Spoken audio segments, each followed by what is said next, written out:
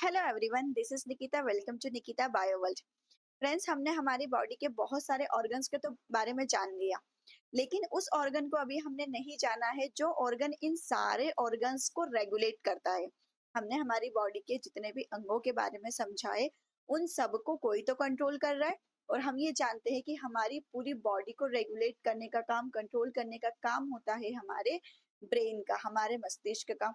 तो आज के इस सेशन में हम जानेंगे हमारे ब्रेन के बारे में, यानी कि हमारा ब्रेन पढ़ेगा ब्रेन के बारे में। ह्यूमन ब्रेन, जिसको हम क्या कहते हैं, सीपीयू ऑफ द बॉडी कहते हैं। Central processing unit of our body is brain. Central processing unit यानी जितने भी सिग्नल्स होते हैं, प्रोसेस होते हैं, जितने भी चीजें हमारी बॉडी में रेगुलेट हो पाती है, वो सब किसके कारण हो पाती है? हमारे ब्रेन के कारण हो पाती है। तो इस ब्रेन का स्ट्रक्चर कैसा दिखाई देता है, इस ब्रेन के किस स्ट्रक्चर का क्या फंक्शन होता है, ये आज के सेशन में हम जानेंगे। तो स्टार्ट करते हैं लोकेशन के साथ। हमारा जो ह्यूमन ब्रेन है वो लोकेटेड कहाँ होता है? हम सभी जानते हैं कि हमारे ब्रेन को, क्योंकि इतना इंपॉर्टेंट ऑर्गन है, इसको प्रोटेक्ट करने के लिए हमारी बॉडी के बाहर प्रेजेंट होती है स्कल, यानी कि बॉडी के टॉप पर प्रेजेंट होती है स्कल, खोपड़ी जिसे हम कहते हैं, और यही हमारे ब्रेन को बाहर से प्रोटेक्ट करती है। और इसी के अंदर इनसाइड स्कल हमारे ब्रेन प्रेजेंट होता है, मतलब इनसाइड द स्कल हमारा ब्रेन प्रेजेंट होता है। तो इसकी लोकेशन की बात हो गई। वेट की अगर हम बात करें तो ये 1300 टू 1400 ग्राम तक होता है in case of male. Female के केस में ये 1200 से 1300 तक होता है, बट एवरेज हम मानते हैं कि 1300 से 1400 तक का ही ये होता है। तो 1200 से 1300 ग्राम या 1300 से 1400 ग्राम का ये मिल सकता है। मेल फीमेल में ये वेरी करता है थोड़ा बहुत। नेक्स्ट हम बात करें हमारे ब्रेन के साइज की, तो इसकी लेंथ, इसकी विड्थ और इसकी जो थिकनेस या फिर इसकी जो हाइट होती है, मैंने यहाँ पर लिख दी है। जो ब्रेन की लेंथ होती है 15 से 17 सेंटीमीटर्स तक हमें मिलती है, बड़ा होता है ये हमारी बॉडी का पूरे वेट का, ये 2% तक हो सकता है। जो इसका वेट होता है 2% तक हो सकता है, यानी कि ये काफी बड़ा है। तो 15 से 17 सेंटीमीटर तक ये होता है।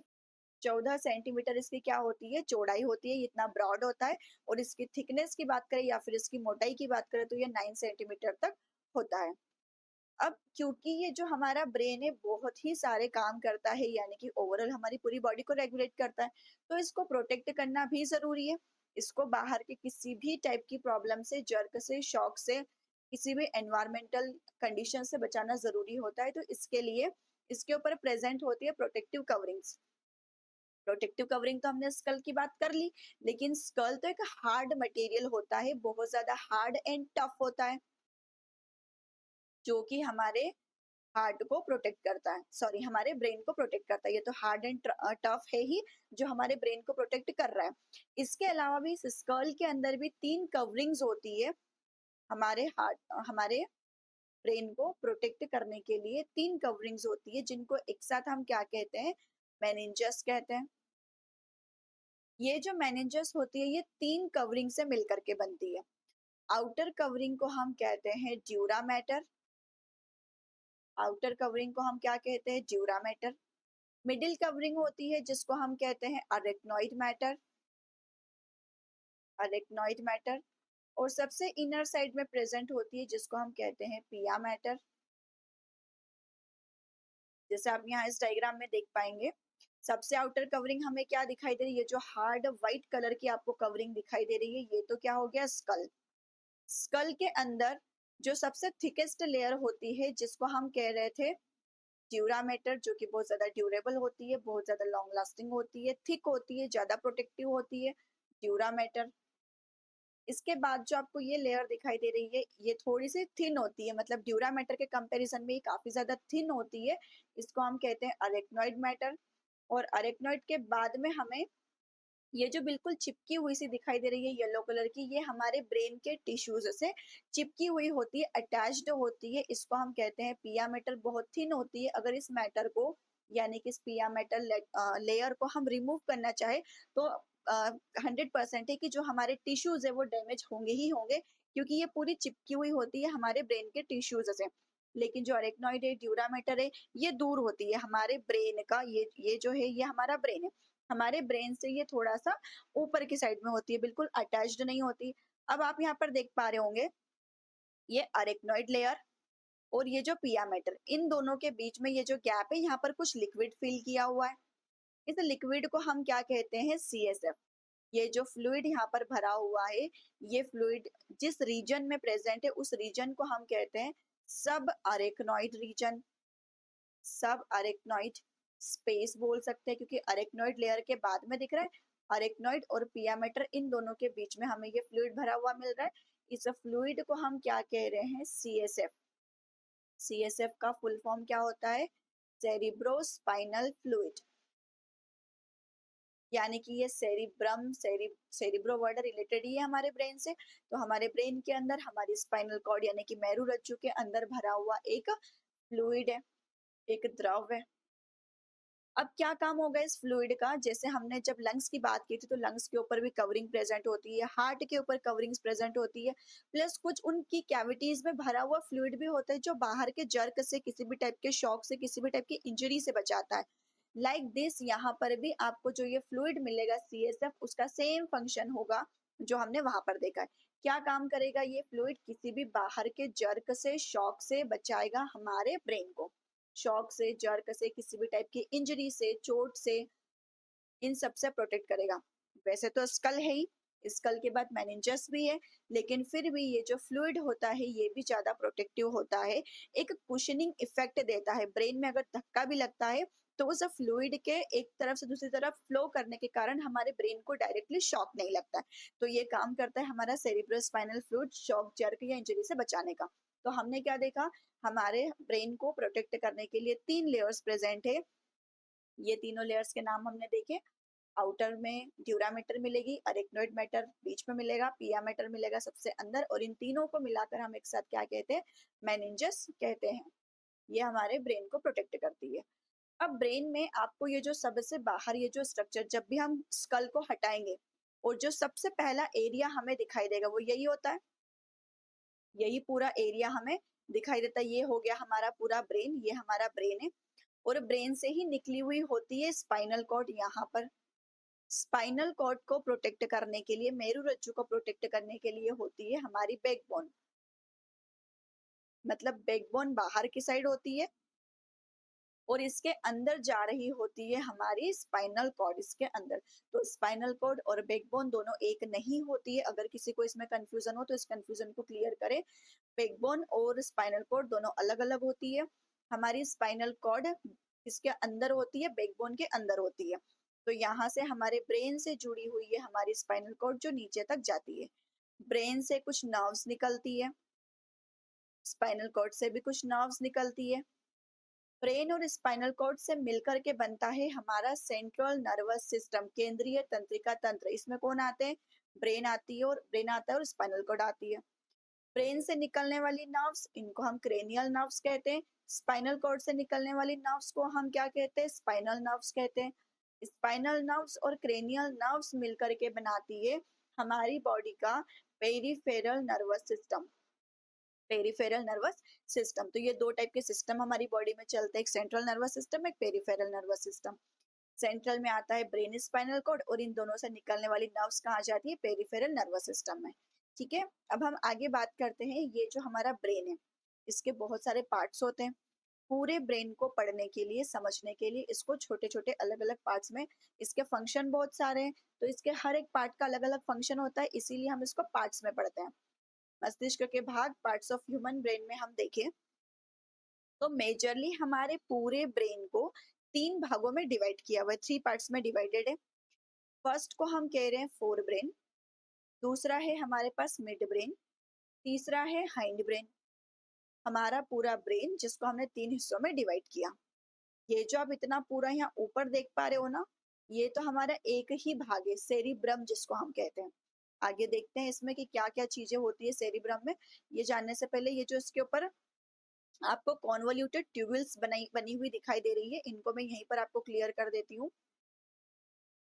आप देख पा रहे होंगे यहाँ पर ऐसा ऐसा कुछ स्ट्रक्चर बना हुआ है, इसको हम कॉन्वोल्यूटेड कहते हैं। ऐसा कॉन्वोल्यूशंस बनी हुई है, मतलब कहीं पर ऐसा नीचे डिप्रेशन बना है, कहीं पर ऐसा ऊपर बना हुआ है। तो ये जो ऊपर डिप्रेशन बनता है इसको हम क्या कहते हैं? गायरी कहते हैं। गाइरस सल्कस या गायरी सल्काई। ये जो नीचे ऐसा डिप्रेशन बनता है इसको हम क्या कह देते हैं, सल्काई कह देते हैं। तो हमारे ब्रेन के ऊपर जो कॉन्वोल्यूशंस होती है इनको हम क्या कहते हैं, तो आप बोल सकते हो सल्कस गायरस या सल्काई गायरी कहते हैं।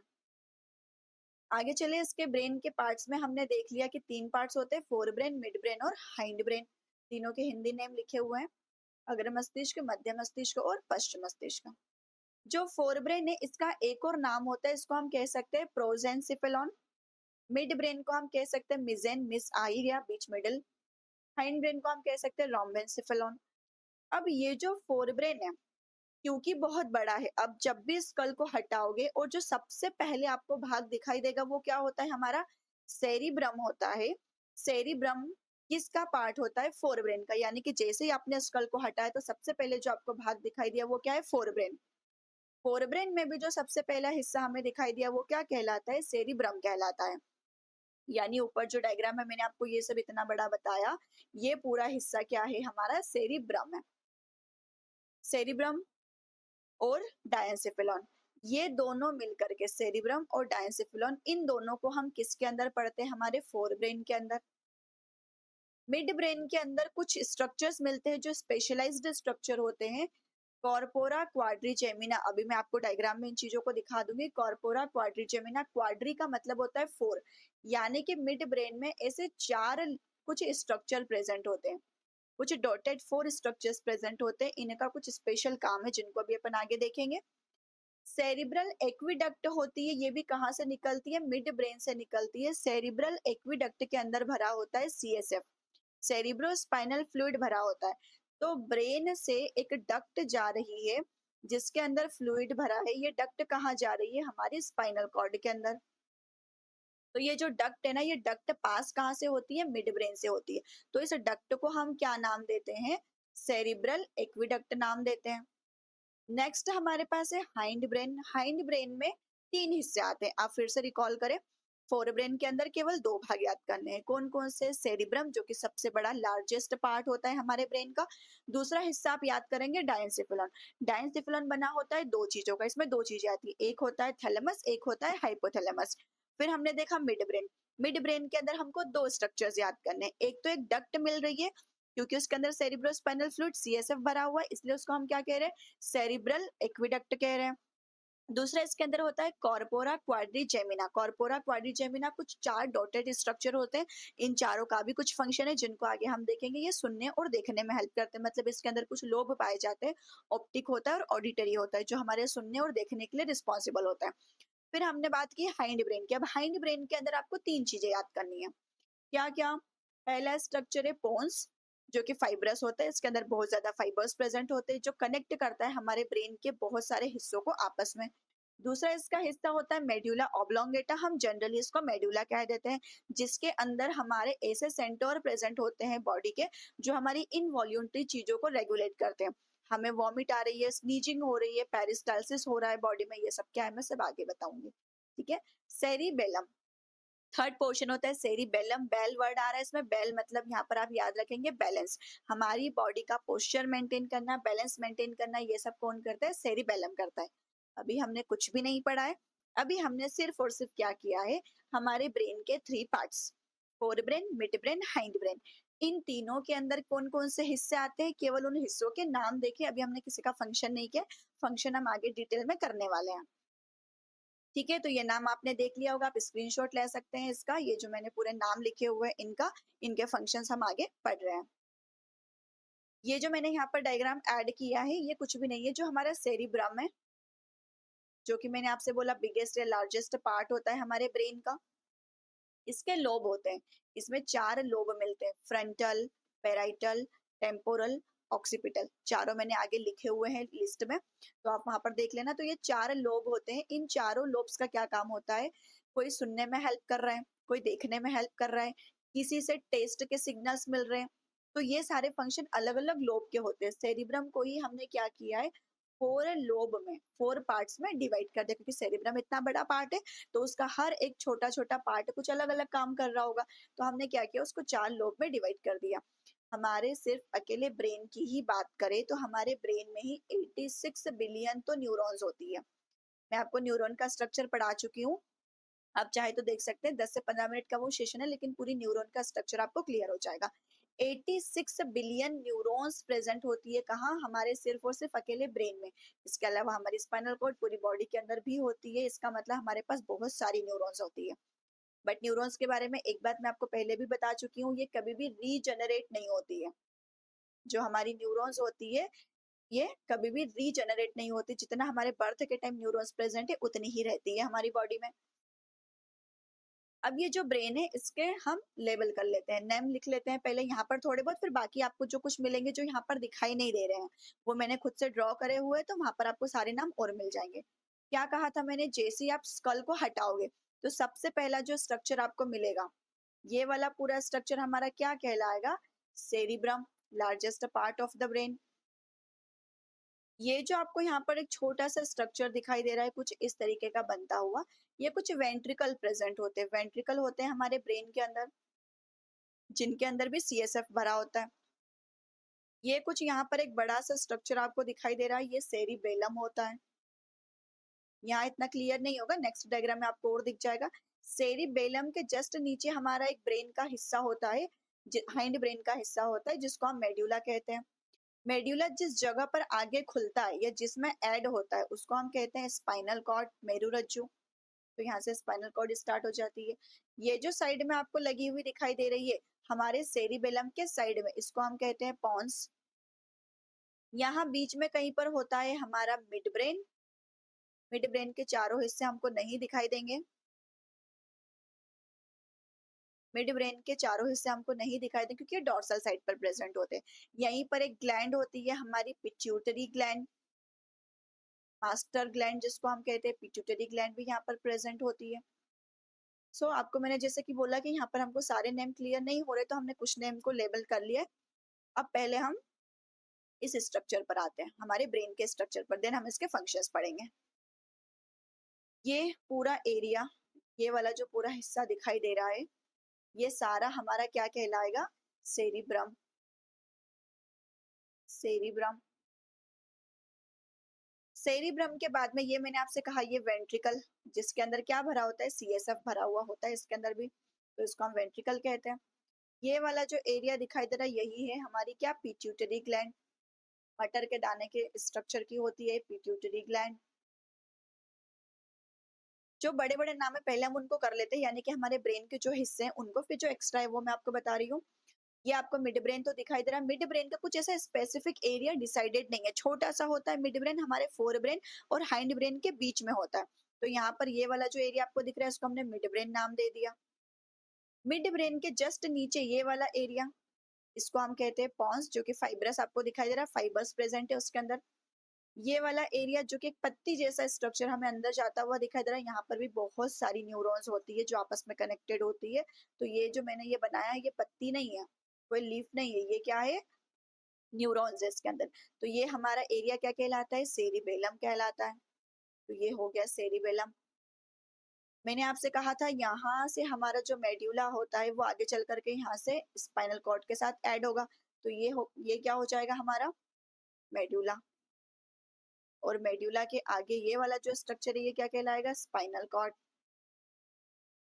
मैं बार बार नेम इसलिए रिपीट कर रही हूँ ताकि आपको सारे नाम याद हो। इस डायग्राम को आप एक बार ड्रॉ करके खुद से लेबल करेंगे तो एक बार में आपको ये सारे नाम नहीं आएंगे, इसलिए मैं बार बार सारे नेम्स को रिपीट कर रही हूँ। अब देखो यहाँ पर हमारा फोर ब्रेन कंप्लीट हुआ। क्या फोर ब्रेन में क्या आ जाएगा? हमारा सेरिब्रम आ जाएगा और हमारा डायंसिफिलम। डायंसिफिलम में हमने दो चीजें देखी, एक थैलेमस और एक हाइपोथैलेमस। तो ये जो स्ट्रक्चर आपको यहाँ पर दिखाई दे रहा है, ये है हमारा हाइपोथैलेमस। ये क्या है यहाँ पर? हाइपोथैलेमस। हाइपो का मतलब ही होता है नीचे या कम। तो ये हाइपोथैलेमस, थैलेमस के नीचे, यानी कि हमारा थैलेमस स्ट्रक्चर यहाँ पर कहीं पर है। तो हम इसको यहाँ पर केवल लिख देते हैं थैलेमस, और थैलेमस के नीचे हो जाएगा हाइपोथैलेमस। ये जो मैंने दो डॉटेड स्ट्रक्चर्स बनाए हुए हैं, ये पार्ट होते हैं हमारे लिम्बिक सिस्टम के।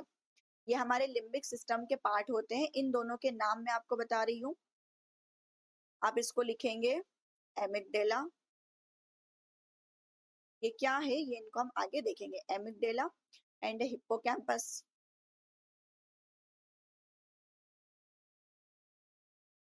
ठीक है, हमारे मिड ब्रेन के अंदर मैंने आपसे कहा था कि 4 कुछ डॉटेड स्ट्रक्चर्स होते हैं, मैं यहाँ पे आपको बना देती हूँ कॉर्पोरा क्वाड्रिजेमिना, जिनको हम कहते हैं, ये डोर्सल साइड पर होते हैं, यानी कि ब्रेन के अदर साइड पे होते हैं, तो हमें बाहर से नहीं दिखाई देते, इसलिए हम उसको ड्रॉ नहीं करते। तो ये पूरा स्ट्रक्चर होता है हमारे ब्रेन का। आप देख पा रहे हैं मैंने साइड में यहाँ पर कुछ ब्रेन स्टेम जैसा लिखा है।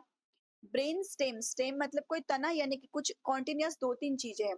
हमारा ब्रेन स्टेम बना हुआ होता है पॉन्स से, ये रहा पॉन्स, ये वाला हमारा एरिया पॉन्स, मेड्यूला, ये वाला रीजन मेड्यूला, और मिड ब्रेन, यानी कि मिड ब्रेन कहाँ है हमारा, यहाँ पर।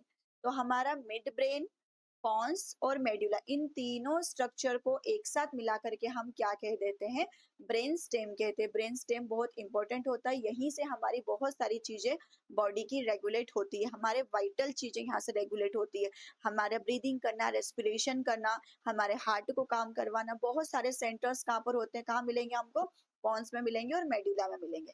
अब चलते हैं और हम एक एक के फंक्शन को समझना स्टार्ट करते हैं। ओके, तो स्टार्ट करते हैं हम सेरिब्रम से। सेरिब्रम जो, जैसे कि हमने बात किया था, लार्जेस्ट पार्ट होता है, तो इसके लिए हम कभी लिखें तो लार्जेस्ट या बिगेस्ट पार्ट ऑफ ब्रेन, ये बिगेस्ट पार्ट होता है हमारे ब्रेन का। क्या काम करता है ये सेरिब्रम? सेरिब्रम के अंदर मैंने आपसे कहा कि लोब होते हैं, बहुत सारे अलग अलग लोब होते हैं। ये जितने भी इसके लोब होते हैं, हर एक लोब का अपने आप में अलग अलग फंक्शन होता है। यहीं से बहुत सारी चीजें ऑडिटरी सेंस देती है, यानी कि सुनने में हेल्प करती है। टेस्ट, किसी चीज को अगर हम खा रहे हैं और हमें टेस्ट पता चल रहा है, तो उसके लिए भी यहाँ पर सेंटर लोब प्रेजेंट होता है। कई सारी चीजें हमें देखने में, यानी कि विजुअलाइज करने में भी ये हेल्प करता है। एक बहुत बड़ी टर्म आप बोल सकते हो, जितने भी क्रिटिकल थिंकिंग वाले काम होते हैं, critical thinking, logical thinking, divergent thinking, reasoning लगाना, मैथ सॉल्व करना, जितने भी ये थिंकिंग वाले काम होते हैं, इन सब को कौन रेगुलेट करता है, इन सब का सेंटर कहाँ प्रेजेंट होता है, हमारे सेरिब्रम में। जितने भी ये रेगुलर करने वाले काम होते हैं, हमारी बॉडी को रेगुलेट, या फिर कुछ क्रिटिकल थिंकिंग वाले जो काम होते हैं, कोई higher thinking, logical thinking, puzzle solve करना, ये सारा कहाँ से रेगुलेट होता है, हमारे सेरिब्रम से रेगुलेट होता है। नेक्स्ट हम बात करें थैलेमस। थैलेमस में आपको क्या याद रखना है, ये क्या करता है, मोटर और सेंसरी रिले सेंटर कहा जाता है। पहले मैं आपको बता दूं कि मोटर क्या होता है और न्यूरॉन क्या होता है, मोटर और सेंसरी क्या होता है। अगर आपने न्यूरॉन का स्ट्रक्चर पढ़ा होगा मुझसे पहले, तो आपको पता होगा मोटर सिग्नल सिग्नल और सेंसरी सिग्नल क्या होते हैं। देखो, सेंसरी सिग्नल्स का मतलब क्या होता है, आपकी बॉडी के किसी भी हिस्से से किसी सिग्नल को लेकर हमारे ब्रेन तक जाना, बॉडी के ऑर्गन से किसी सिग्नल को कहाँ तक लेकर जाना, ब्रेन तक लेकर जाना, ऐसा सिग्नल क्या कहलाता है, सेंसरी सिग्नल कहलाता है। कौन सी न्यूरॉन ये सिग्नल लेकर जाती है, सेंसरी न्यूरॉन ये सिग्नल लेकर जाती है। ब्रेन ने किसी चीज को एनालाइज कर लिया और वहां से वापस कमांड दी, कोई सिग्नल दिया, जो सिग्नल ब्रेन से हमारे ऑर्गन तक रिटर्न आता है, ऐसे सिग्नल को हम क्या कहते हैं, मोटर सिग्नल कहते हैं। कौन सी न्यूरॉन ये सिग्नल लेकर आती है, तो मोटर न्यूरॉन ये सिग्नल लेकर आती है। तो इस थैलेमस का क्या काम होता है, थैलेमस बैठा हुआ है बीच में, थैलेमस बैठा हुआ बीच में, इधर हमारा सेरिब्रम हो गया, यहाँ हमारा मिड ब्रेन आ जाएगा, यहाँ हमारा हाइंड ब्रेन आ जाएगा। किसी भी सिग्नल को हमारे सेरिब्रम से जाना है बॉडी के किसी और पार्ट तक, या बॉडी के किसी और पार्ट से सेरिब्रम तक किसी सिग्नल को आना है, तो ये बीच में बैठा हुआ थैलेमस क्या करेगा, हर सिग्नल को ये रिले, मतलब हर सिग्नल के बीच में ये रिले का काम करता है। चाहे इधर से किसी सिग्नल को यहाँ जाना हो, चाहे इधर से किसी सिग्नल को यहाँ जाना हो, हर सिग्नल कहाँ से होकर जाएगा, हमारे थैलेमस से ही होकर जाता है। इसीलिए इसको हम क्या कहते हैं, सेंटर कौन सा कह रहे हैं, रिले सेंटर। रिले मतलब सेंटर वाला, सेंटर वाले सेंटर की बात हो रही है, सेंटर मतलब बीच वाले सेंटर की बात हो रही है। तो ये थैलेमस कैसे एक्ट करता है, एक रिले सेंटर के जैसा काम करता है। चाहे सिग्नल को यहाँ जाना हो, चाहे यहाँ जाना हो, दोनों के बीच में बैठा हुआ है क्या, थैलेमस। तो हर एक सिग्नल को होकर जाना पड़ेगा, ये कंपलसरी है कि हर एक सिग्नल को कहाँ से होकर जाना पड़ेगा, हमारे थैलेमस से होकर जाना पड़ेगा। तो आप थैलेमस में ये चीज याद रखेंगे कि ये रिले सेंटर के जैसा काम करता है। और इसके अलावा ये जो होता है थैलेमस, ये बहुत सारी न्यूरॉन्स के लिए स्पेस प्रोवाइड कर रहा है। क्या बोला मैंने? हर एक न्यूरॉन यहाँ से जा रही है सिग्नल लेकर भी, और सिग्नल को वापस लेकर भी ब्रेन तक भी लेकर जा रही है, ब्रेन से ऑर्गन तक भी लेकर जा रही है। तो ये स्पेस प्रोवाइड करता है बहुत सारा। ये क्या करता है? थैलेमस स्पेस प्रोवाइड करता है न्यूरॉन्स के लिए, सिग्नल्स के लिए। नेक्स्ट हम बात करें हाइपोथैलेमस। हाइपोथैलेमस जैसे मैंने नाम से बताया था, हाइपो यानी कि नीचे, और थैलेमस के नीचे की बात हो रही है, यानी कि ये कहाँ प्रेजेंट होता है? बिलो थैलेमस प्रेजेंट होता है। इसका क्या काम होता है? टेम्परेचर को रेगुलेट करना। टेम्परेचर रेगुलेशन में ये हेल्प करता है। क्यों हमारी बॉडी का टेम्परेचर हमेशा 37 डिग्री सेंटीग्रेड ही मेंटेन रहता है? हमारी हर एक सेल का टेम्परेचर इतना ही क्यों रह पाता है? क्योंकि हमारा हाइपोथैलेमस हमारी बॉडी के टेम्परेचर को रेगुलेट करता है। जब हमारी बॉडी के अंदर क्या हो रहा हो, एटमॉस्फेयर का टेम्परेचर बढ़ रहा हो तो हमारी बॉडी स्वेटिंग करने लग जाती है। एटमॉस्फेयर का टेम्परेचर कम हो रहा हो तो हमारी बॉडी शिवरिंग करने लग जाती है, कांपने लग जाती है। ये सब किससे रेगुलेट होता है? हाइपोथैलेमस से। इसके अलावा एक बहुत इंपॉर्टेंट सेंटर होता है। भाई हमें भूख लगी है, हमारी भूख खत्म हो गई है, भूख लगी है तो खाना खाना है। कितना खाना खाना है? उतना ही खाना खाने के बाद हम सेटिस्फाइड हो जाते हैं, खाना बंद कर देते हैं। प्यास लगी है, कब प्यास लगी है, कितना पानी पीना है, ये सब कुछ कहाँ से डिसाइड हो रहा है? हमारे हाइपोथैलेमस से। यानी कि यहाँ पर ही वो सेंटर प्रेजेंट होती है, हमें भूख लगने का एहसास कराना। भूख लगने के बाद आपने खाना खाया तो बस कितना खाना खाना है उसका हमें एहसास कराना। ये भी कौन रेगुलेट करता है? Hypothalamus. Act as a gland मतलब ये एंडोक्राइन ग्लैंड के जैसा भी काम करता है। एंडोक्राइन ग्लैंड का मतलब होता है जो ग्लैंड क्या सिक्रेट करती है? हॉर्मोन्स। तो हाइपोथैलेमस से बहुत सारे हॉर्मोन्स रिलीज होते हैं। इसको कहा जाता है master of the master gland. जो हाइपोथैलेमस होता है इसको हम क्या कहते हैं? Master of the master gland. यानी कि मास्टर ग्लैंड कौन थी? पिट्यूटरी। तो पिट्यूटरी से भी काम कौन करवाता है? हाइपोथैलेमस। तो एक तो ये एंडोक्राइन ग्लैंड जैसा काम कर रहा है, हॉर्मोन्स को सिक्रेट कर रहा है। पिट्यूटरी ग्लैंड को भी खुद ही ये रेगुलेट कर रहा है। इसके अलावा जैसे मैंने आपसे बोला ईटिंग और ड्रिंकिंग, तो ईटिंग को बताने के लिए भी कि आपको भूख लगी है, घ्रेलिन हार्मोन होता है, आपको भूख का एहसास बंद हो जाए, आपने खाना खा लिया है, जब आप सेटिस्फाई हो जाओ तो लेप्टिन हार्मोन रिलीज करना, मतलब हार्मोनल रेगुलेशन कहाँ से होता है? हाइपोथैलेमस से। तो हाइपोथैलेमस का एंडोक्राइन रोल भी होता है और यहाँ हमारे नर्वस सिस्टम में भी इसका बहुत बड़ा रोल होता है। नेक्स्ट हम बात करें मिड ब्रेन की। मिड ब्रेन जो कि हमारा मध्य मस्तिष्क होता है, इस मस्तिष्क का क्या काम होता है? मध्य, मिड नाम से ही समझ में आ रहा है, मिड यानी कि ये बीच में प्रेजेंट है और कुछ तो ऐसा काम कर रहा होगा जो दोनों के बीच में काम कर रहा होगा, मतलब दो चीजों के बीच का कोई काम कर रहा होगा। तो पहले तो ये प्रेजेंट कहाँ होता है? हमारे डायंसिफिलॉन और हाइंड ब्रेन के बीच में। डायंसिफिलॉन मतलब क्या? थैलेमस और हाइपोथैलेमस। तो थैलेमस हाइपोथैलेमस जहाँ है उसके नीचे प्रेजेंट होता है मिड ब्रेन, और हाइंड ब्रेन के ऊपर प्रेजेंट होता है, यानी कि ये बिटवीन है, इसीलिए इसको मिड ब्रेन कह रहे हैं। इसमें मैंने आपसे कहा था 4 स्मॉल लॉब प्रेजेंट होते हैं। उन लॉब के नाम क्या है? 2 को हम कहते हैं ऑप्टिक कॉलिक्यूलाई, तो मैं हिंदी में यहाँ पे लिख देती हूँ, ऑप्टिक कॉलिक्यूलाई। और 2 होती है ऑडिटरी कॉलिक्यूलाई। ऑप्टिक नाम से समझ में आ रहा है, चीज़ों को देखने से हेल्प कर रहा है, यानी कि ये जो ऑप्टिक लोब होता है इसका काम क्या होता है? चीज़ों को विजुअलाइज़ करना, चीज़ों को देखना, यानी कि देखने का सेंस देना। ऑडिटरी का मतलब क्या है? यानी कि सुनने में। तो हमारा देखना और सुनने का भी सेंटर यहाँ पर प्रेजेंट होता है। ये कोलिक्यूलाइज का काम होता है।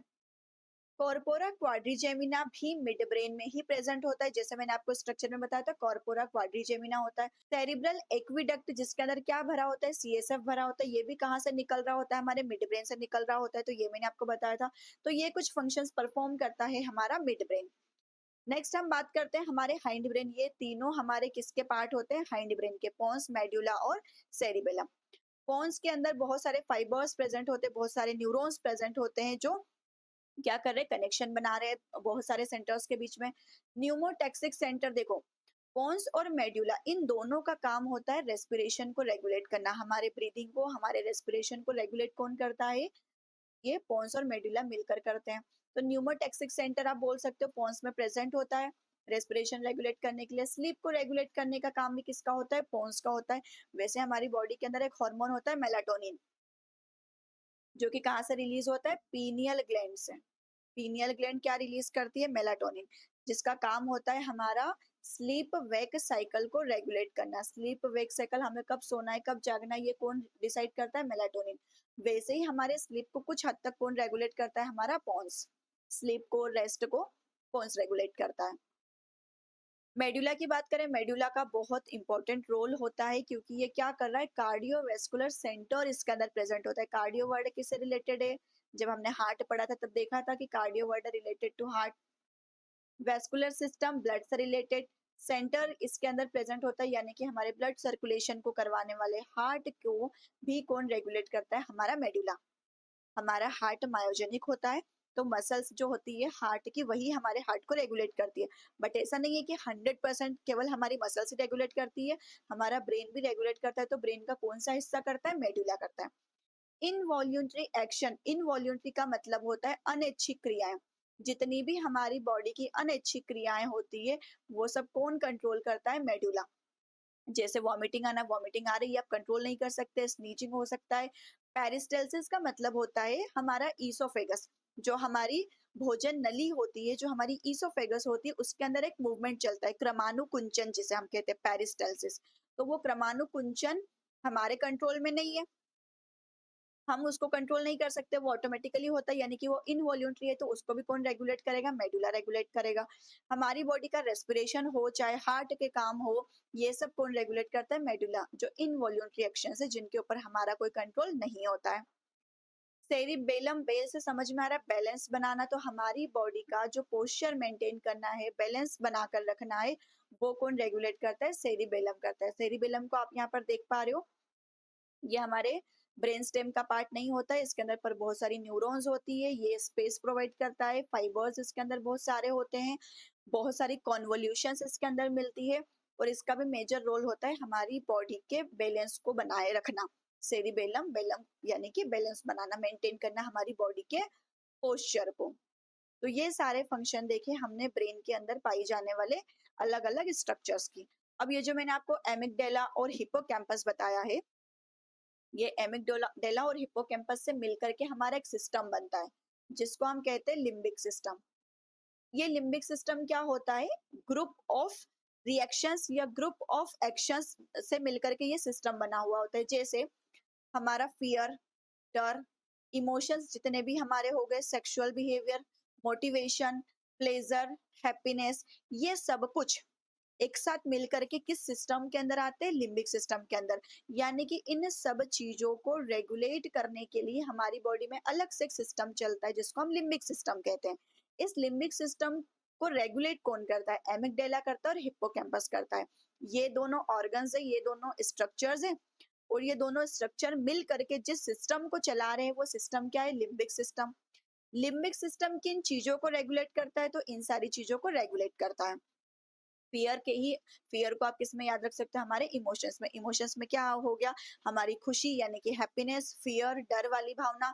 तो ये सारे जो जितने भी मैंने यहाँ पर चीजें लिखी हुई है, ये सब हमारे लिम्बिक सिस्टम के द्वारा कंट्रोल होने वाली चीजें हैं। ये मैंने आपको सेरिब्रम के लोब्स बताए थे, frontal lobe, parietal lobe, temporal lobe, occipital lobe. अच्छा, ये वाली चीज जो कुछ है इंपॉर्टेंट है, इसको देख लेते हैं। सेरिब्रम को, जैसे सेरिब्रम क्या है? हमारा पूरा जो ब्रेन है, उसको दो हिस्सों में कुछ इस तरीके से आप डिवाइड कर सकते हो। ये पूरा हिस्सा जो बाहर आपको पूरा ये जो दिखाई दे रहा है, ये क्या है? पूरा सेरिब्रम है। अब जो ये सेरिब्रम को आप खोलना चाहो, जैसे हमारे ब्रेन के दो हिस्से करना चाहो, तो इजीली हो सकता है। कैसे? सेरिब्रम का ये हिस्सा अलग हो जाएगा, सेरिब्रम का ये हिस्सा अलग हो जाएगा। जब आप इन दोनों हिस्सों को अलग करोगे, तो आप देखोगे इन दोनों को जोड़ के रखने के लिए यहाँ पर कुछ ऐसे सूचर्स लाइक स्ट्रक्चर प्रेजेंट थे। इन दोनों को आपस में ज्वाइन करने के लिए कुछ स्ट्रक्चर प्रेजेंट था। जैसे दोनों पाम्स को अगर आप जोड़ना चाहो, तो दोनों पाम्स को अगर हम चिपकाना चाहे, तो बीच में हम ग्लू का यूज करेंगे। बस वैसे ही हमारे सेरिब्रम के दोनों हिस्सों को आपस में जोड़ के रखने के लिए एक स्ट्रक्चर प्रेजेंट होता है, जिसको हम कहते हैं कॉर्पस कैलोजम। इसको क्या कहा जाता है? कॉर्पस कैलोजम कहा जाता है। अगर हम हटाना चाहते हैं इस कॉर्पस कैलोजम को, तो हम हटाएंगे तो हमारे ब्रेन का ये सेरिब्रम का पार्ट अलग हो जाएगा, ये दूसरा सेरिब्रम अलग हो जाएगा। इसको हम कह देंगे लेफ्ट सेरिब्रल हेमिस्फीयर। हेमिस्फीयर मतलब आधे स्फीयर के जैसा ये दिखाई देगा, और ये हो जाएगा हमारा राइट हेमिस्फीयर। तो लेफ्ट हेमिस्फीयर, राइट हेमिस्फीयर, इन दोनों को आपस में जॉइन करके चिपका के रखने के लिए हमारे पास क्या प्रेजेंट होता है? कॉर्पस कैलोजम होता है। लेफ्ट हेमिस्फीयर और राइट हेमिस्फीयर ये हमारे सेरिब्रम के ही हिस्से होते हैं। आई होप मैं आपको बहुत सारी चीजें क्लियर कर पाई हूँ। अगर कहीं पर भी किसी चीज में आपको डाउट लग रहा है तो आप प्लीज कमेंट करें, मैं उसको नेक्स्ट वीडियो में आपको क्लियर जरूर कर दूंगी। और आज के वीडियो से अगर कुछ भी सीखने के लिए आपको मिला हो तो जुड़े रहिएगा ऐसे ही और वीडियोस को देखने के लिए, समझने के लिए। नेक्स्ट वीडियो आप सजेस्ट कर सकते हैं कि आप किस ऑर्गन के बारे में समझना चाहते हैं, तो मैं आपको उसी ऑर्गन के बारे में नेक्स्ट चीज बताऊंगी, समझाऊंगी। ठीक है, तो मिलते हैं नेक्स्ट वीडियो में। तब तक के लिए थैंक यू सो मच।